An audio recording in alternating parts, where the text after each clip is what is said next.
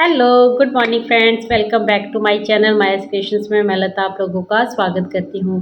Friends, तो आज मेरी बेटी का बर्थडे है और आज की जो वीडियो है, आज का व्लॉग है, मैं इवनिंग से स्टार्ट कर रही हूँ।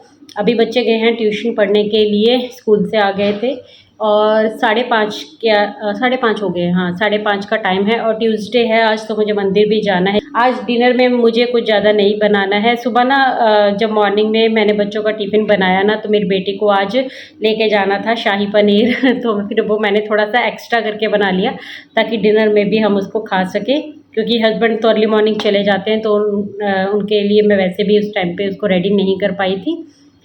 तो मैंने सोचा वो डिनर में भी हो जाएगा।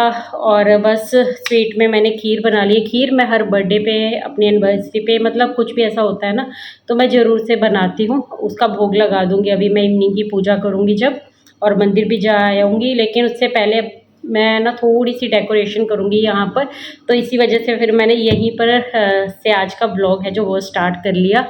बस अब थोड़ी सी मुझे करनी है बर्थडे डेकोरेशन, बाकी मुझे कुछ खास काम अभी शाम का नहीं है। फिर बाहर जाएंगे थोड़ा सा, और केक वगैरह, या फिर हस्बैंड आते हुए भी ऑफिस से शायद केक ले आएंगे। फ्रेंड्स, मेरी बेटी ने अपने फ्रेंड को ना टाइम दिया था 7 बजे का, और 6 बज चुके थे। अभी 6 से ऊपर ही हो गया था टाइम।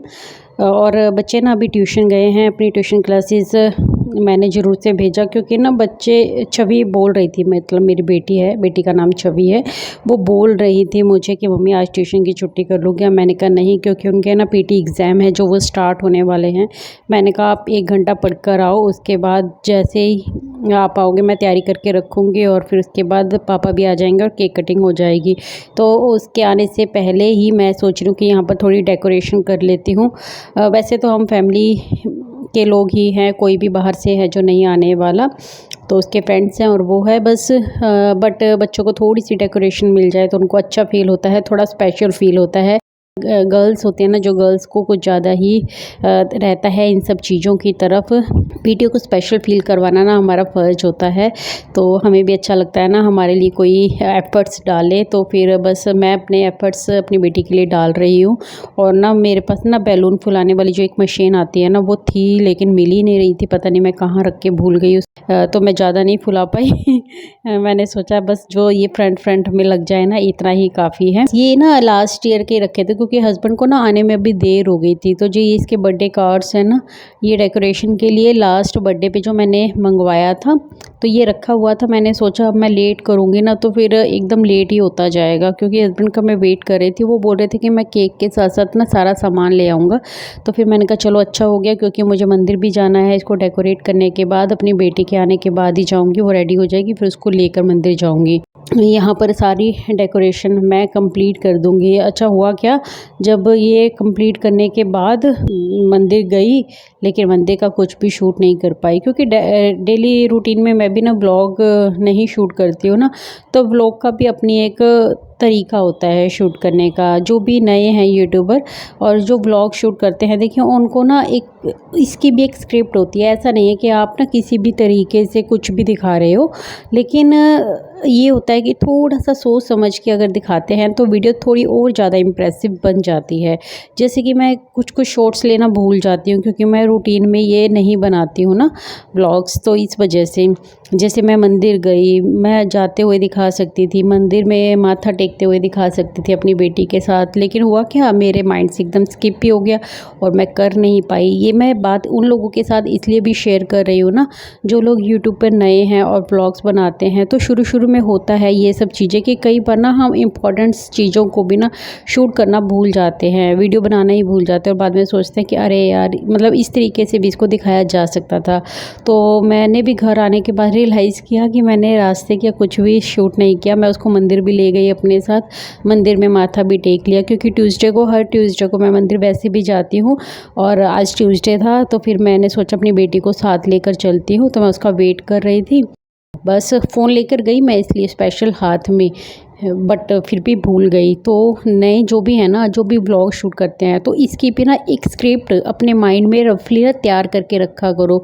और अगर लिख के थोड़ा रख सको तो और भी अच्छा है। बट कई बार ना हर एक चीज़ लिखनी पॉसिबल नहीं हो पाती है, तो थोड़ा सा माइंड में एक स्क्रिप्ट रेडी हो ना कि आज मुझे इस तरीके से इस चीज़ को इस तरीके से दिखाना है। क्योंकि देखिए यूट्यूब पे क्या है ना कि जो हम दिखाएंगे ना, लोग उसी तरीके से उस चीज़ को देखेंगे। को कोई ख़ास फ़र्क नहीं पड़ता। हम 15-20 मिनट की ज़्यादा से ज़्यादा, और शुरुआत में तो 12 से 15 मिनट की हमारी वीडियो होती है। देखिए उसके अंदर हम क्या मेन चीज़ें दिखा सकते हैं जो ज़्यादा से ज़्यादा इम्प्रेसिव लगे, उस तरीके से हमें ध्यान रखना होता है। तो उस तरीके से हमें स्क्रिप्ट राइटिंग करनी पड़ती है। देखिए स्क्रिप्ट राइटिंग के साथ चलेंगे ना तो ही ब्लॉग में कामयाब हो पाते हैं। ऑडियंस को भी ना कुछ इम्प्रेसिव दिखना ही चाहिए, तभी वो आपके ब्लॉग्स को देखना पसंद करती है। और आप खुद देख सकते हो कि मैंने भी ना इक्का दुक्का हैं जो ब्लॉग्स पहले भी शेयर किए हैं, बट उसमें ना मेरे व्यूज़ नहीं आते। क्यों? क्योंकि मैं भी स्क्रिप्ट राइटिंग नहीं कर पाती हूँ टाइम की कमी होने की वजह से। लेकिन अगर आपने अपना चैनल स्टार्ट किया है और आप व्लॉग ही शूट कर रहे हो, डेली रूटीन की वीडियोज़ आप उसमें डाल रहे हो ना, तो उसमें भी अपनी स्क्रिप्ट राइटिंग ज़रूर से रखिए। आप थोड़ा सा स्क्रिप्टली चीज़ों को करके चलेंगे ना तो आपके चैनल के लिए अच्छा है, तभी आप उस पर ग्रो कर पाओगे। सारे बैलून है ना जो मैंने मुंह से फुलाए, और मेरा बिल्कुल मन नहीं कर रहा था। इनकी स्मेल भी होती है ना एक बैलून की, तो वो मुझे अच्छी नहीं लग रही थी बिल्कुल भी। तो मैंने सोचा बट क्या करूँ, 2-4 फुला लेती हूँ, उसको थोड़ा देखने में अच्छा लगेगा। जैसे ही वो ट्यूशन से आएगी तो वो देखेगी तो उसको हैप्पी फील होगा। तो इसलिए जैसे तैसे करके मैंने गिनती के 7 बैलून है जो वो फैलाए। 3 मैंने एक साइड और 3 मैंने एक साइड लगा दिया, और एक दिल वाला था। बैलून और भी रखे थे मेरे पास, बट मेरी हिम्मत नहीं हो रही थी कि मैं उनको फुलाऊं। तो फिर मैंने सोचा कि चलो कोई बात नहीं। और बच्चों को मैं इनमें सब में इतना इन्वॉल्व कर नहीं सकती क्योंकि उनकी एग्ज़ाम्स भी स्टार्ट होने वाले हैं। और अभी वो स्कूल से आए थे, खाना पीना खाया, फिर वो 1 घंटा पढ़ कर गए। मैं चाहती तो इन सब चीज़ों के लिए लगा सकती थी उनको, बट फिर मैंने सोचा नहीं, पढ़ना ज़्यादा ज़रूरी है, ट्यूशन जाना ज़्यादा ज़रूरी है। तो फिर वो बस पढ़कर और अपने ट्यूशन क्लासेस के लिए चले गए। फिर वो आएंगे तब तक केक कटिंग का टाइम ऑलरेडी हो ही जाएगा। और मैं ना अभी बिल्कुल एकदम फ्री होके बैठी थी, फिर मुझे सडनली याद आया कि अच्छा ठीक है कि हमें तो डिनर नहीं बनाना है, और बट बूज़ो का खाना। बूज़ो को देख के मुझे एकदम से याद आया। फिर मैंने फटाफट से बूज़ो के राइस और दाल, ये है दोनों मैं मिक्स करके रखती हूँ। इसके साथ में बॉयल एग और उसका जो ड्राई फ्रूट वगैरह होता है वो देती हूँ मैं। और यहाँ पर केक आ गया था तो मैंने खोल के देख रही थी एक बार चीज़ों को। और ये हस्बैंड ना उसके लिए ये रिंग वाला जो ताज होता है ना, ये लेकर आए थे। तो मैं उसको बोल रही थी एक बार लगा के दिखा तो सही। तो बोल रही थी पापा ये क्यों लेकर आए। हमारा टाइम कुछ और था। आजकल बच्चे अपनी चॉइस के कपड़े, अपनी चॉइस की चीज़ें पहनना पसंद करते हैं। मैं उसको टोपी लगा कर दिखा रही थी कि देखिए टोपी लगाएगी तू। कहती नहीं मैं नहीं लगाऊंगी, ये कौन लगाते, ये तो बच्चे लगाते हैं। मैंने कहा तो तुम क्या बहुत बड़ी हो गई हो। तो मैंने कहा मैं लगा लेती हूँ, देखो। तो मैं उसको बस ऐसे ही लगा के दिखा रही थी। तो यहाँ पर ये रिटर्न गिफ्ट थे बच्चों के। तो देखिए हस्बैंड लोग कैसे काम करते हैं ना, जब हमसे पूछते नहीं हैं कोई भी चीज़ लाने से पहले, तो ये कम से कम 10-12 रिटर्न गिफ्ट है ना वो ले आए थे, क्योंकि उनको लगा कि 10-12 बच्चे तो हो ही जाएंगे। बट इस बार उसके सिर्फ 2 ही फ्रेंड थे। अच्छा, जैसे जैसे मेरी बेटी बड़ी होती जा रही है ना, वैसे वैसे उसकी फ्रेंड सर्कल कम होते जा रहा है। पहले वो हर एक किसी के साथ खेल लेती थी, है ना। आजकल बच्चे हैं ना जो वो भी ये देखते हैं कि जिसके साथ अपनी वाइब मैच हो ना, उसी के साथ वो खेलना उठना बैठना पसंद करती है। तो कई फ्रेंड्स उसके ऐसे जो हैं कि पीछे छूट गए, जिनके साथ वो भी मैच नहीं खाती है। या पहले ना वो अपने से छोटे बच्चों के साथ भी खेल लेती थी। मतलब मान लो कि वो उनसे 2 साल बड़ी है तो 3 साल बड़ी है तो उनके साथ खेल लेती थी, बट अब वो ऐसा नहीं करती है। अब कई सोसाइटी के ऐसे फ्रेंड्स हैं जिनके साथ वो पहले खेला करती थी, बहुत डांस किया करती थी मेरी बेटी, हर एक सोसाइटी के फंक्शन में पार्टिसिपेट किया करती थी। बट अब जैसे जैसे बड़ी होती जा रही है, जबकि लास्ट ईयर भी उसने, जब हमारे यहाँ पर दुर्गा पंडाल लगा था ना, तो उसने वहाँ भी डांस किया था। बट अब तो लास्ट ईयर ही उसने मतलब मुझे बोल दिया था कि मैं अगली बार से ये सब नहीं करूँगी। तो बस अब तो उसका छूट सा ही गया है, क्योंकि अब तो पढ़ाई का प्रेशर भी इतना हो जाता है कि स्कूल से आना, फिर ट्यूशन जाना और फिर सारी क्लासेस अटेंड करना, डांस क्लास अलग से अटेंड करना।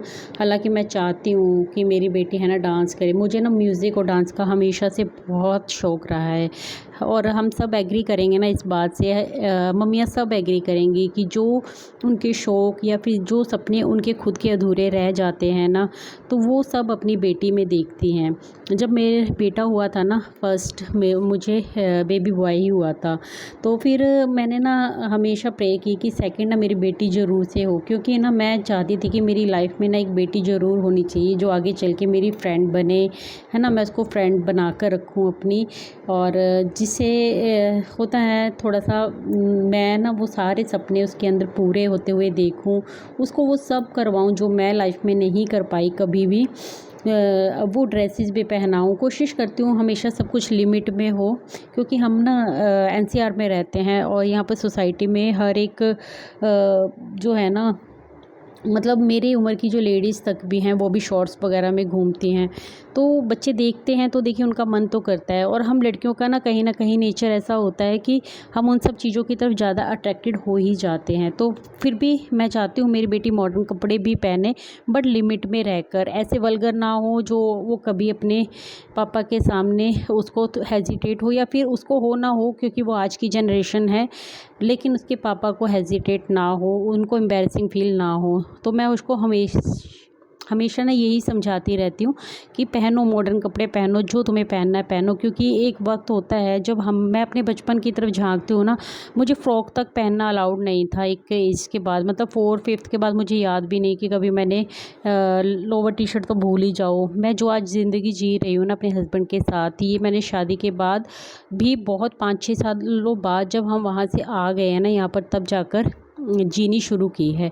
मतलब उन्होंने ही मुझे जीन्स, टी शर्ट, पैंट ये सब और ड्रेसेस वगैरह पहनना है जो मतलब बोला उन्होंने, तब जाकर मैंने पहनना स्टार्ट किया। अदरवाइज़ मैं वो पंजाब की लड़की थी जो सलवार कमीज़ के अलावा जिसने कभी लाइफ में कुछ पहना नहीं था जीवन के 24 साल तक। तो कोई बात नहीं, बट मैं ना अपनी बेटी में वो सारे सपने पूरे होते हुए वो सब कुछ देखना चाहती हूँ जो एक लाइफ में कभी होता ना कि मैं करना चाहती थी, बट मुझे वो माहौल नहीं मिला। मैं मेरे दिल के अंदर ही मेरे अरमान है जो वो रह गए, तो मैं अपनी बेटी के साथ ऐसा नहीं चाहती। ये ड्रेस में देखकर ना मुझे उससे बहुत अच्छा लग रहा था। मुझे खुद को पर्सनली ऐसी ड्रेसेस है ना जो बहुत अच्छी लगती हैं, तो कई बार ना उसको भी नहीं भी पसंद होते ना, तो भी मैं कोशिश करती हूँ इंसिस्ट करने की। ज़्यादातर मेरी बेटी को पता क्या है, बैगीज क्लॉथ पसंद है उसको, खुली खुली जीन्स पैंट्स पहनना और खुले खुले ओवर साइज़ कपड़े पहनना उसको ज़्यादा पसंद है। लेकिन ये पर्सनली मुझे बहुत अच्छी लग रही थी, इसलिए मैंने उसको इंसिस्ट किया, तो वो मान भी गई और फिर उसको भी अच्छी लगी, कह रही ठीक है मम्मा मैं यही ले लेती हूँ। तो इस वजह से फिर उसने ये ले ली और मुझे इसको देख के बहुत अच्छा लग रहा था। तो बस ऐसे ही खुश हो जाती हूँ अपनी बेटी को बड़े होते हुए देखकर। वो जो चीज़ें करना चाहती है लाइफ में वो सब मैं चाहती हूँ कि वो पूरी करे। मैं हर एक चीज़, हर एक एक्टिविटी उसको करवाना चाहती हूँ, वो लाइफ को जिए, बस मैं ये चाहती हूँ। किसी बंदिशों में ना रहे इस तरीके की कि अपनी पर्सनल ज़िंदगी को वो भूल जाए। सो फ्रेंड्स, ये था मेरी बेटी का बर्थडे व्लॉग। आई होप मेरी आज की वीडियो आप लोगों को अच्छी लगी होगी। मोटिवेशन देखिए इसके अंदर भी है, अगर आप ढूंढने से देखोगे तो सब कुछ दिखाई देता है, सब कुछ सुनाई देता है ना। जो भी मेरी तरह बहनें हैं, है ना, जिन्होंने लाइफ में कभी कुछ देखा नहीं या फिर लाइफ में कुछ वो नहीं कर पाई जो वो पहले करना चाहती थी, तो वो शायद और ज़्यादा कामयाब होती, या फिर वो अब नहीं कुछ कर पा रही हैं या फिर नहीं कर पाई, लेकिन अपनी बेटियों में वो सब देखना और करना उनको चाहती हैं, तो उनको ये ब्लॉग ज़रूर से पसंद आएगा और मोटिवेशन भी मिलेगा, है ना। तो हम तो अपनी लाइफ जी चुके हैं, बट हमारी बेटियों की भी लाइफ बाकी है, तो हम अपनी लाइफ में जो झेल चुके हैं ना, वो हम अपनी बेटियों की लाइफ को उस तरीके से ना बनाएं। बस अपना प्रॉमिस अपने साथ इस तरीके से कर लीजिए। आई होप मेरी आज की वीडियो आप लोगों को अच्छी लगी होगी। वीडियो पसंद आई हो तो एक लाइक दे दीजिएगा। मैं मिलती हूँ आपसे कल नए व्लॉग के साथ। तब तक के लिए friends take care, bye bye, thanks for watching guys.